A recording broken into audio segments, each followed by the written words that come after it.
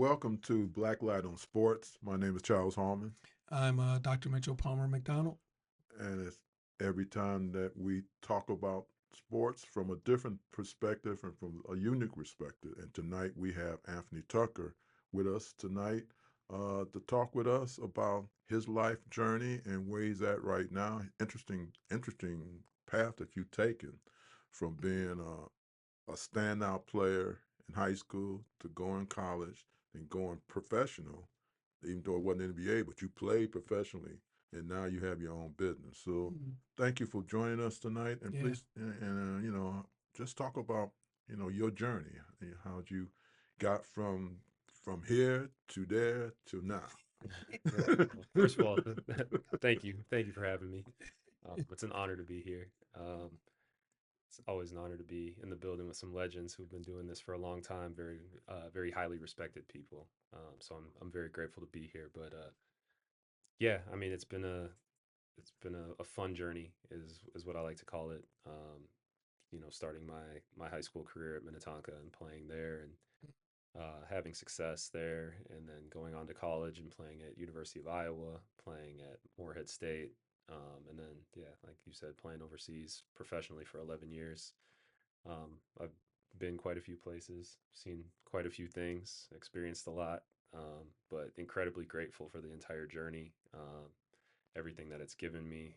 Basketball has been an incredible vessel for me to um, network, to obviously make money and make a living for myself and my family.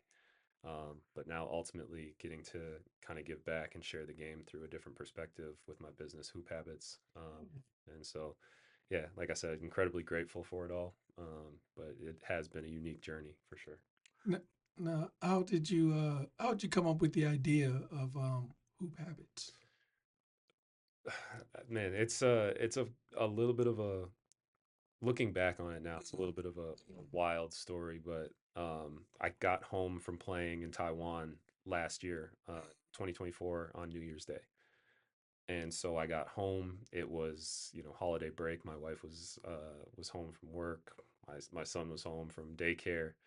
And then they went back January 5th, and I was kind of sitting at our kitchen island, and was kind of I had my laptop open, and I was like, now what? Like, what Okay. what are we doing?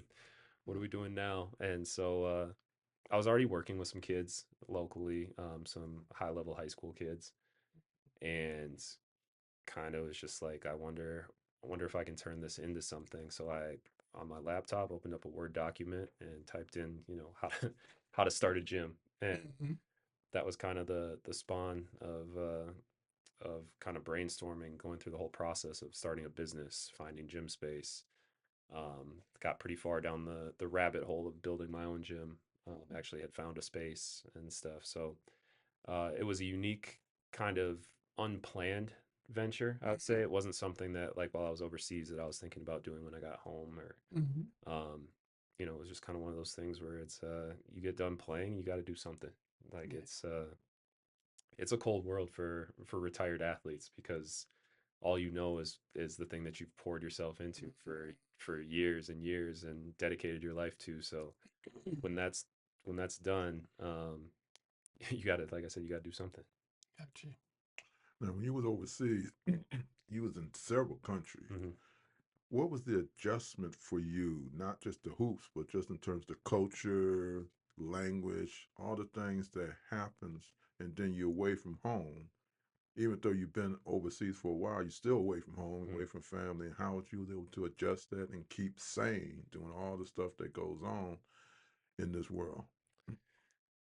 Man, some I would say I handled it well at some points, and I didn't handle it well at some points. I mean, it was a lot, and going from country to country, never really knowing where you're going to be the next year. I think that's one thing that I like to shine light on about playing overseas is it's a constant rat race, and you're constantly chasing the next opportunity. So when people ask, like, what was your favorite place to play, or what'd you really enjoy about this place, a lot of times it's like, you know what, I was so focused on, like, on my performance and making sure I was playing well enough so I could make more money and get to the next place, that you don't really enjoy the places you're at the time. And so I would say the biggest adjustment was just constantly, you kind of live with the ups and downs of the season. So when you're playing well, everything's great. The country's awesome. You love the people. When you're not playing well, it's the alternative, and it's people don't like you. People want you cut. People, coaches don't want you. They're looking for the next player to bring in. Um, sometimes that money, those checks don't cash on the first, and stuff. So it's a whole it's a tough thing to navigate. But like I said, looking back on it, like I mean, the places I got to go, the people I've met and stuff, it's truly an incredible journey. But yeah, I would say I handled it well in sometimes, and there were plenty of times when you don't leave the apartment. You just you're just in there with the shades drawn, and uh, you know got a countdown on your wall. You got a calendar. You got an app on your phone or something that's got a countdown to how long it is before you get to go home. Okay. Now you also played in the G League, Mhm. and what was that experience for you? The G League was it was incredible. Like I had a ton of fun. I kind of went in with the mindset of I was trying to learn and I was trying to network. I was at the very end of my career, which is kind of the opposite of what most people do. Most people start off there. I was intending to finish there, and I wanted to learn a little bit more about the NBA. At that point, like I was kind of looking at, what am I going to do after I'm done playing? And I was kind of thinking maybe front office stuff, maybe getting involved in coaching. So I was really there to like kind of just soak it all in and kind of see what the NBA was like compared to college, compared to high school, compared to overseas stuff. So I went in with that mindset. A really good friend of mine was on the coaching staff, Kajoa Halegbe. And so being there with him every day and kind of working closely with him, not, I mean, obviously it was on the court, but I mean, he knew what I was there for too. And so, kind of getting to like shadow him almost and kind of see what his day to day was like and stuff, was really what I was there for. And it was a great experience. I loved it. Now I'm trying to figure out how I'm gonna say this. When you were playing, Mhm. and you were saying you were going from place to place, place. Was it was it your do you still have love for the game at the time, which is like maybe one of the reasons you like kind of kept going Mhm. and kept doing it? Because sometimes you play basketball, you growing up, we all played, we love the game, Yeah. and you want to play it as long as you can. Yeah. And I was just wondering, did your love for the game keep it going? Of course, making money and all that Yeah. deals with it too, but did you still have a love for the game when you were a pro? Uh, that's a really, really good question. I always said to myself, and it's maybe the smartest thing I've ever come up with. Mm-hmm.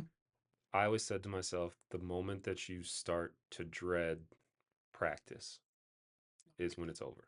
Mm-hmm. And I reached that point my Okay. last year playing, where I'd wake up in the morning and I couldn't wait until I was walking back through my apartment door. And so, Gotcha. um, you know, at that point, I wouldn't say my love for basketball. I mean, that'll never go away. Mm-hmm. Um, but playing wasn't what I wanted to do anymore. And Okay. and part of that is, I was, when I stopped playing, I was 34 years old, Mm-hmm. married, had a son at home.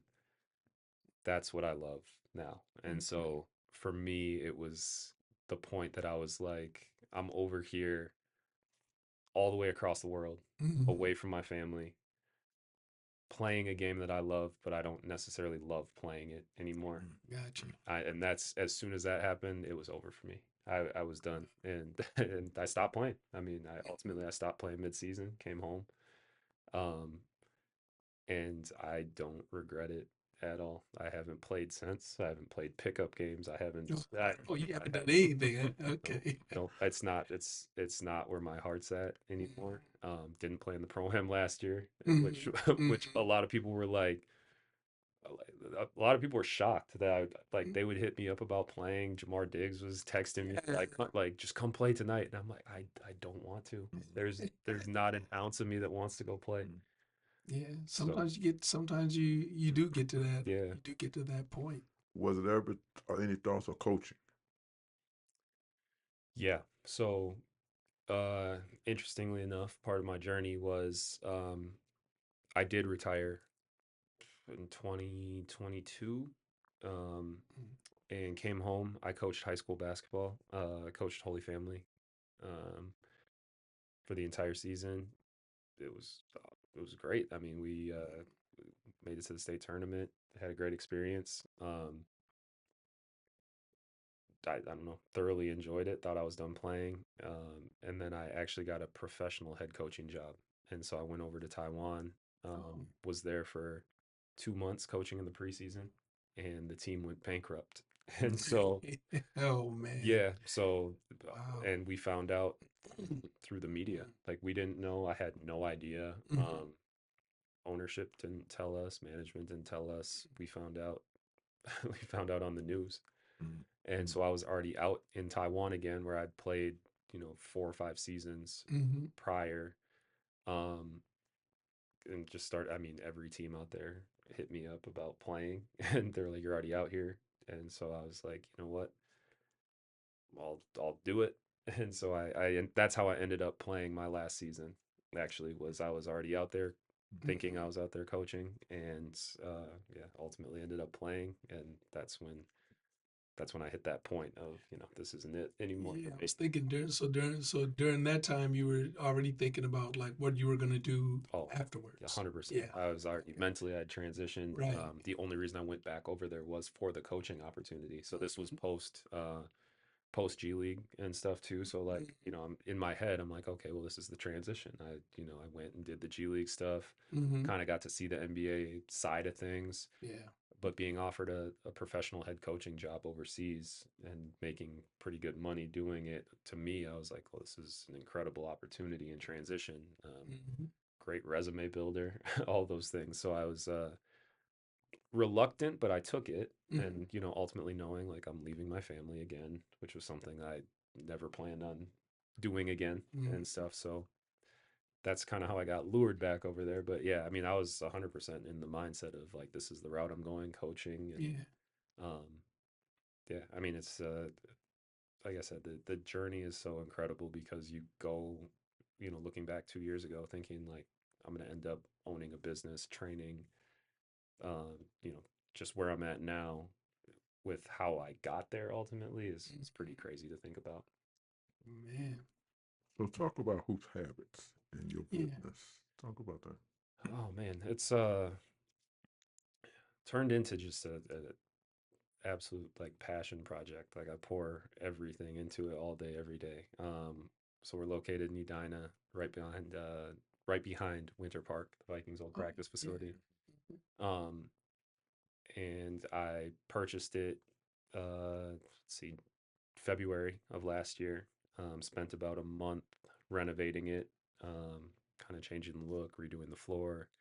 It already existed. It was called Drive Athletic Performance prior, so it was already built out and everything. So it was kind of a turnkey operation where the court was already in there, the turf, the weights, all that stuff. So being able to go in and rebrand it and make it mine took a little bit, but yeah, we've been open for a year now.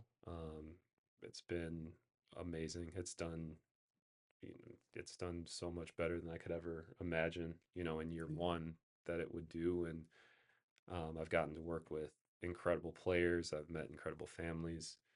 Um, it's just been it's been something that I'm so grateful for, but also I'm just so surprised by every day, like where it's at and ultimately where it's heading and stuff. So yeah, like I said, I mean it's something I'm really proud of and something I'm incredibly grateful for. What do you stress when you work with young people? The main thing I try to teach is I'm so big on like baseline fundamentals. Um, to me, I think like that's something that I was fortunate enough to have. Um, I had Chris Carr growing up, and so Chris, from the time I was I think I was 14. From the time I was 14, he worked with me, and one of the things that he always talked to me about was just like baseline fundamental stuff, footwork, ball handling, shooting, um, just things that they seem so elementary, but you can't do anything else if you don't have the baseline fundamentals. And so for me, I think that's one thing I try to drive home. Um, being a being an old head now in the basketball game, like I just like these kids are more talented and have more ability and more athletic ability than ever, but from a baseline fundamental standpoint, they're as bad as they've ever been. And so I think trying to kind of retrace our steps and work backwards and get back to that baseline fundamental, like you have to be able to shoot the ball to stay on the floor. You have to be able to dribble. You have to be able to pass. Like those are non-negotiable things. And so those are things I try to stress as much as possible. When you talk about this generation that they think that everything's so easy to pick up, and they see the YouTube, they see somebody they can just go and just do that. How easy or difficult is it to break that? Break that so now you can have a clean slate to teach them those baseline fundamentals. It's part of where I came up with the name of Hoop Habbits from. They're all habits, and it's the people that are, first of all, willing. Not everybody's willing to listen or to try to relearn something or to break a bad habit. But what I've seen, and I could be wrong, this is just my perception of things, is that people are willing to learn and willing to work at stuff, but also at the same time, they have to understand why. And like, I think that's something that I try to do as well, as I try to explain the why in things. I don't tell people to do something without trying to provide an example or an explanation of something, of why we're doing this. Here's how it works. Here's what happens when you do something this way. And so I think as long as you give people the why, I think they're willing to listen. But I think that's in all aspects of life. You just tell somebody to do something, they're typically they're gonna look at you sideways. But if you explain to them, here's why I'm telling you this, here's the result that you're gonna get if you do it this way, they seem more receptive, I'd say. Is there any difference between a male athlete and a female athlete in that regard? Yeah. The female athletes listen better. Yeah. They do. They listen better. But no, everybody, the kids I've gotten to work with, everybody's been great. Like everybody has been, they've been receptive. They've been respectful, which I think it's something this generation doesn't get enough credit for. Like I think there's just this ultimate like assumption that they don't listen or that they don't. I think the respect factor has been something that surprised me, because you just, working with high school kids and teenagers and stuff, like you think like they're not going to listen, but they do listen, and they want to learn and they want to get better. And so like I think just the people I've come across so far, like everybody's been phenomenal, and it's been a great experience for me. Who if you think back, who were some people that influenced you as as you were going through your journey? Who were some people that like really helped you along the way? With sometimes they don't even know they're helping you. Yeah. But who are some of the people that influenced you? Like Chris Carr is someone that I owe my life to. Like the amount that he helped me could never be. I could never explain the amount of things he's done for me. So he's someone that I'll always mention immediately. Coach Hedstrom at Minnetonka was someone I had a perfect combination when I was in high school of having Chris for AAU and training and mentorship, but then having Hedstrom as a high school coach. Obviously, like I'd be remiss to not mention my parents, but trying to keep this to basketball as much as possible. My mom bent over backwards to make sure that I could do everything I needed to do. and still continues to. I mean, she helps at Hoop Habbits, and she does. She's our director of operations and helps with admin stuff. And, Oh yeah, man, there's nothing like mom. man. So Let me tell you. yeah. But yeah, I mean, I've been influenced by so many people. Like I said, playing 11 years in 9 countries, like I've come across really, really good coaches. One coach that will always be someone that sticks out to me is Kyle Julius. He was my coach in Taiwan for 2 years. He's a Canadian guy. He kind of taught me how to play hard, and it was, I don't know. I mean, I was 30, 31, so it was pretty pretty deep into my career, but he really, I don't know. He really pushed certain buttons with me that like got me to uh kind of just change my game. I mean, I changed my body, I changed my game, I changed kind of my mentality. Um so he's someone too that I look at that I, like looking back on the journey, I'm like, yeah, that was a really pivotal like turning point for me. Um but yeah, and then I mean, I've had incredible teammates along the way Mm-hmm. too, that like guys that, maybe at the time, like, it's a teammate, it's a peer. So at the time you there's disagreements, there's times when, you don't always agree with them, you don't get along, whatever. But then looking back, you're like, yeah, that guy actually really helped me a ton. So I've had so many people that have had a hand on helping me, that I almost don't want to start naming people because I know I'm going to leave somebody out. Oh yeah, and Yeah, someone always mentioned that you left them out. yeah.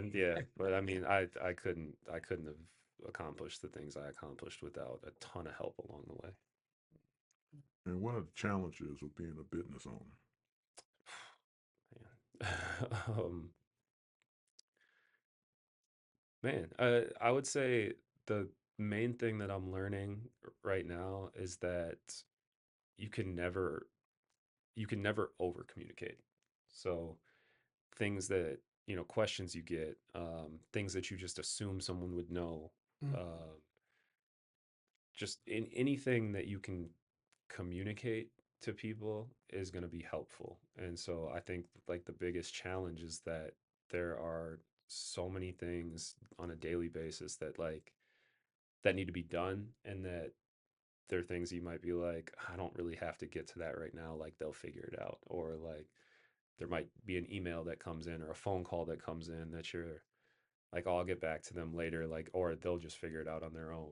Or, just simple stuff like someone asking what time something's at, and you being like, well, it's on the website, so they'll go and look and figure it out. But um I think the thing that I try to remind myself is they wouldn't ask if they didn't know. And so yeah, I would say the biggest challenge is communication, but then also just like the logistical day-to-day stuff of, I mean, there's so many tasks that you have every day, and it's easy to push stuff off and procrastinate or to forget about something. So just being diligent and being organized has helped me a lot. And so yeah, those are the things I would say mainly that stick out to me. Now you was in real, you done some, you was licensed in real estate. So you went from being selling homes to and to doing what you're doing now. Yeah. Why did you felt that selling homes wasn't your passion or wasn't your direction that you wanted to take? So I was 23 years old, and I was playing in Finland, and it was my rookie year. And I was running down the court, didn't see someone coming back to screen me, got screened, tore my labrum in my shoulder. And so I missed the second half of my rookie year and got sent home. Because when you get injured overseas, typically if you're going to be out for an extended period of time, they're going to move on from you. So I came home and I was like, I mean, I got to that point of like, what now? And so, um, I, I don't know, just in being young and not really being sure what was going to happen next and stuff, I decided to be proactive and kind of be like, well, this is something I can do from home, is get licensed and take the courses online and stuff. And I think I got licensed faster than anybody in the history of real estate. I think I flew through those classes, I can't even remember how many hours you have to complete online, but I did it in like 2 weeks and took the test and passed. And so I was a licensed real estate agent for about, I don't know, 2, 3 weeks. And then, and then the phone rang and I, had my next opportunity to go to Czech Republic in August. And so I, had probably the fastest person to ever get licensed and probably the shortest real estate career ever. So, um, but ultimately it led to me, owning a real estate investment company, and stuff. Cause I mean, I learned a ton, obviously getting licensed, like there's no way not to learn some of that stuff. Even if you're just studying to take a test, like some of it stuck with me, and was able to invest in some real estate stuff while I was playing, which helped me in the long run too. So just another one of those things that's part of the journey that people ask about it. I think people find my my old LinkedIn and they see the real estate picture and stuff, and they're like, "Oh, I didn't know you worked there." And I'm like, "Yeah, I don't think anybody knew I worked. I didn't know I worked there." So yeah, it was a very short career, but yeah, again, just another step. Now, when you was overseas, what was your favorite country that you enjoyed not only playing in but also living in? Um, so I spent the first half of my career I was in Europe, and then the second half of my career I was in Asia, and they were very, very different. Europe was more enjoyable as far as it was a little bit easier to live. Like people spoke English. I had more American teammates. Um, Food was a little bit easier to find and a little bit more accessible, like American or Western food. Um, so I would say like Belgium and Turkey are the two that I enjoyed the most, I think. Um, Second half of my career playing, I was in the same cities for long stretches. And so I got really comfortable there. Like I knew where everything was, I knew where to go if I needed certain things. So I was probably the most comfortable in either in Guangzhou, China, or Taichung, Taiwan. Those are the two places I mean, I lived the longest. So it's kind of a toss up between like cool experiences versus like comfort. And I think like when you're living overseas, comfort probably outweighs cool experiences. But yeah, I would say those like what 4 spots are probably all in the running for my favorite place. And there wasn't any challenges to you. What I mean by that, because as an American, Hmm. with all the things that's said about America, that some people learn from just Yep. watching television shows and think that's what America is all about. You was also playing over there before everything got crazy here in America. So I'm assuming that it was a much better climate then than if you went to play over there now would be totally different. Yeah.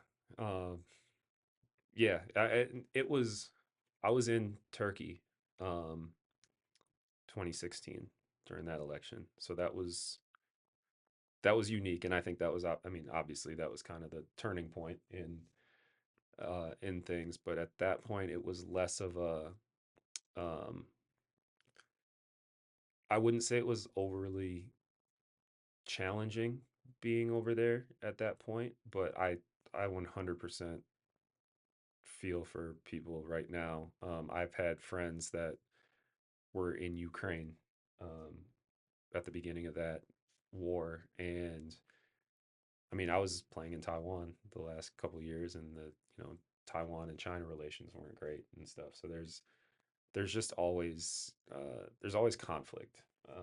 I had a Palestinian teammate, 2 years ago as well and stuff, and so there's always conflict. There's always turmoil. There's always things going on behind the scenes or things that you might not understand as an American, that your teammates are dealing with or the local players are dealing with. Or but I was very fortunate to always have like really supportive teammates, coaches, management, that always took care of us and made sure that we were safe, um, comfortable, uh, and so for that I'm super grateful because I know the experiences that some guys have had over there, and just how wild things can get for people over there. Now, now, as you look back on your collegiate career Mm-hmm. and high school career. Mm-hmm.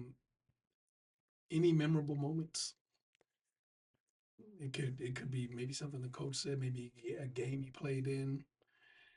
I don't know, for some, I guess it was a game they didn't play in. Mm-hmm. But Yeah, I mean, high school. My senior year of high school was awesome. I mean, it was as fun as I can remember. Like, I mean, we won a state championship. We were nationally ranked. We won two. We won the section championship and the state championship games, coming back from huge deficits. I think Hopkins, my if my memory serves me, I think we were down 18-0 to start the section championship game and came back and won. Um, and then the state championship game, we were down, I don't even remember, 25 points in the first half and came back and won. So, I mean, those are obviously, you're 18 and having the time of your life. Those are those are games and times I won't. And you're playing with your friends. I mean, that's the part that changes so quickly that you don't really realize is you're playing with the guys that you spend all your time with off the court. And so you're kind of in the trenches with your best friends, and then it changes so fast when you get to college. It becomes a business, and then when you get overseas, it's even more of a business. Not saying that you don't build incredible relationships with people, and in college obviously you build those same relationships and brotherhood and stuff with your teammates there, but high school, it just feels different for whatever reason. And true. overseas, the same thing. Like you're around the same. You kind of get tossed together with whoever, like whatever other Americans, and you don't get to pick your teammates, but you end up with those guys, and some of those guys become lifelong friends. Some of those guys you hope you never see again. Like it's just the reality, True. the reality of the situation. But yeah, I would just say the most memorable times I had in high school were, just winning the big games with your friends, and the celebrations after, and the um, just kind of the camaraderie that you have naturally. College, I would say, college, it's more so like the surviving, like you go through like the tough stuff, like you go through preseason every year, and preseason they try to make it as hard as possible. Like your strength coach decides that, like, hey, I'm gonna make this guy's life miserable, and it's just kind of like the surviving that part, and then surviving freshman year, which is the hardest basketball you're ever going to play because you can't do anything right your freshman year. Right. And then you make the adjustment to sophomore year, and sophomore year it's still hard, but it's so much easier than freshman year. And then junior and senior year, you have some freedom, and your coach actually likes you and stuff. And so that's the stuff I remember, and that's the stuff I try to relay and kind of prepare kids for. Is I'm like, freshman year is really hard. Like you're gonna get yelled at every day. You're gonna feel like you can't do anything right. You're gonna feel like you're not good enough to play wherever you're at. You're gonna feel, I mean, now it's not the same, but like back then, like you are gonna have times when you have $0 and you got to just figure it out. And now that's definitely not the case. But it's that's the stuff I remember from college, is just kind of like battling through it with the people around you, and then those people become lifelong friends and stuff. So that's what I would say. Now you are a high school head coach now. How does that fit in with your overall mission? Because you run a business, you do the things you do, you love the game, but you're a retired athlete now. Yeah. How has that been for you to now you are guiding, running a program as opposed to being a part of a program? I'm really excited about the opportunity to, like, I love the word that you use, like guiding. Like, I'm really excited to be a part of the whole process with people, and like getting kids, as it's a private school, private high school. So kids start at ninth grade. So, getting kids at ninth grade, and kind of being able to help mold them and help to build them to be the finished product. That's the part I'm super excited about, because it fits hand in hand with what I'm doing with the training business. And so for me, coaching, being a head coach, being on the girls side as well, which I've never coached girls basketball. Obviously I've trained girls, and um, it's something that I'm really looking forward to, because it's just kind of like a new challenge within the game that I love so much. So I hope I'm able to help people more than anything. That's the number one goal with all of this, is just being able to help and give back. But I'm excited for the challenges of, being responsible for the result. So not just, I mean, with training, it's like, you work with kids, and if things go really well, people give you a lot of credit. And if they don't, nobody really says anything. Well, now that's not the case. So that's the part I'm looking forward to most, is just being able to help, like, mold kids, and then also being able to kind of see where it takes us, and what the final result is that we get. Now we're 5 years from when the world shut down because of the pandemic. Uh, in your opinion, has things become that new normal in terms of people now, as we go further, that what happened back in 2020 is so far back in our memory, or it is still there, where there's a concern that you have to really be as super careful in what you do, as opposed, and appreciate what goes on, because when life got shut down, Yeah. life got shut down. Yeah. It was no question on that. Yeah, I mean, I think it's a incredibly eye-opening thing to see the world kind of stop, and to see everyone, um, have things taken from them that we've grown so accustomed to. And so I think I mean, I'll always be cognizant of, like, of what life turned into. Um, for me, like, I was overseas. My wife was pregnant with our son, and I wasn't able to come home, and she wasn't able to come out and visit. And so for us, it was like very much a time that, like, life was so bizarre, because you have a huge, like, a major life event going on. You have someone that you care so deeply about that's on the other side of the world, and you have no way to get to them, and no way to get them to you. And so, like, for me, that's what I mean, I'll always remember that most about the pandemic, was just kind of the feeling of, like, helplessness that it brought on. So I think that's something that's always going to be in the back of my mind, specifically, is just that, like, things can change so quickly. And I mean, it didn't spread, it wasn't a snap of the finger thing.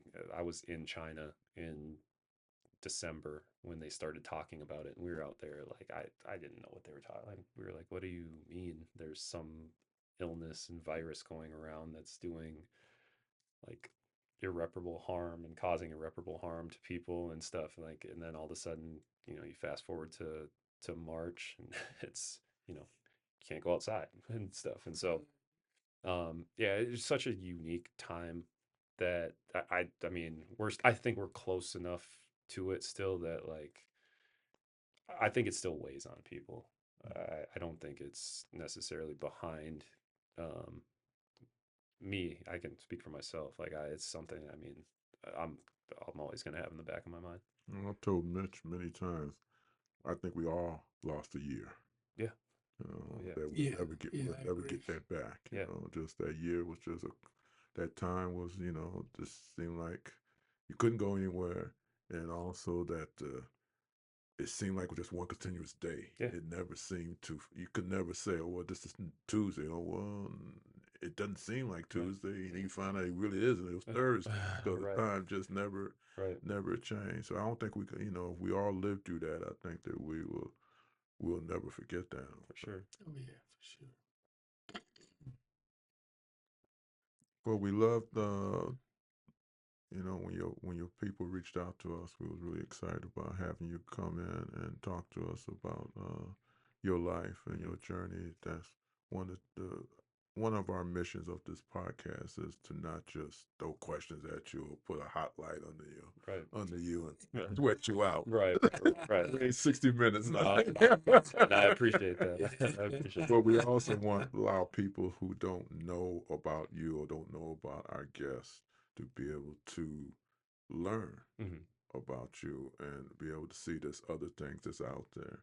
And, then wins and losses and then games and those type of things. So we really appreciate that. We always offer our guests an opportunity to share their words of wisdom, pearls of wisdom, as we call it, that you want to talk to the audience, and you can take as much time and how you want to approach that as you like to. Okay. One thing we've been talking about, just as a collective, I would say as a business, but I feel like we're more than just a business at this point with our AAU program and just kind of the amount of people that we're touching, is just working towards whatever it is that you want to do. And I think that's something that maybe has been lost in our current society, is that things do come a little bit easier than what they have in the past. And so part of what we stress and we talk about on a daily basis is just that we are what we repeatedly do. And so making sure that if you're working towards something, whether basketball related, job related, family related, whatever it is, but like whatever you do on a daily basis is going to yield the result. And so making sure that you're putting enough deposits into your proverbial like bank, I guess, and making sure that everything you're doing is working towards whatever it is that you're trying to accomplish so that you can reach whatever that goal is. For me, typically what it comes down to is working with kids. Everybody seems to have the common goal of getting a college scholarship. Well, is what you're doing every day conducive to that goal? Like, are you working out? Are you lifting weights? Are you hitting the books? Are you taking nutrition seriously? Like, those things all matter, but they're all components of the total sum that you're trying to reach. And so that's something that I like to stress as much as possible, is that everything that we do is part of, our day-to-day life. Like, I'm not saying that you need to spend 6 hours on the court every day to get a college scholarship. It's not realistic. It's not true. But that 30 minutes, that 40 minutes, that hour and a half, that however long you are putting that time in, like, just make sure that it's positive and it's conducive to the success that you're trying to accomplish and the goal that you want to achieve.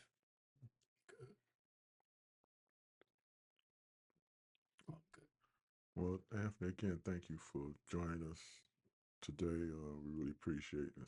Best of success with your venture, and we're glad that you didn't just, even though you went cold turkey in your athletic career, but that you didn't give up that idea of wanting to serve people and wanting to work with young people. And I think that they will get more out of you now than they probably would have gotten from you if you kept playing. Yeah. Well, they're not gonna get anything out of me at this point if I would have kept playing. So it's the least I could have done, because I was just giving them bad knees at this point. But no, thank you very much for having me. Like I said, it's an honor to be here, and I'm very very excited to be able to share everything that we're doing over there and stuff. And I hope it can continue to serve people and help people. Appreciate wish that. you continued success. Thank you. Thank you for joining us on Blacklight on Sports. My name is Charles Hallman. I'm Dr. MitchellPalmerMcDonald. And you can continue to read us on our pages of the Minnesota Spokesman-Recorder, and please continue to join us as we continue to highlight individuals in our community and what they're doing. We thank you, and please join us again.